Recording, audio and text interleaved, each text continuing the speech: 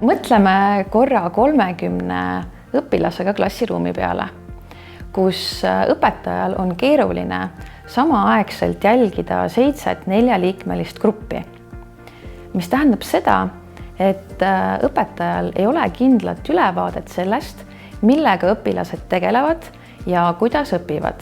Tänapäeval oleme silmitsi probleemidega, mille lahendamiseks on vajalikud koostööoskused ning oskus lahendada probleeme meeskonnas. Koolis grupitööd tehes saab neid oskusi väga hästi õppida ja lihvida.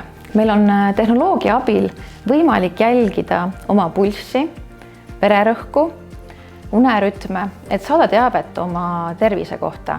Kujutlegem, et me saaksime kasutada sarnast analüütikat, õpianalüütikat, et jälgida klassis toimuvat ja seeläbi tõhustada õppimist. Tallinna Ülikooli tehnoloogiaga toetatud õppimise ja õpetamise uurimise labor EduSpace annab turvalise võimaluse õpetajatele koostöös teadlaste ja õpianalüütika seadme GoTrackiga neid võimalusi avastada. Õpianalüütika testrühmades on õpilaste jaoks olnud põnev näha oma panust grupitöösse ning GoTrackil on isegi olnud motiveeriv mõju. Õpetaja jaoks on GoTrack tehnoloogiline assistent, mis mitte ei asenda, vaid võimendab õpetaja intelligentsust.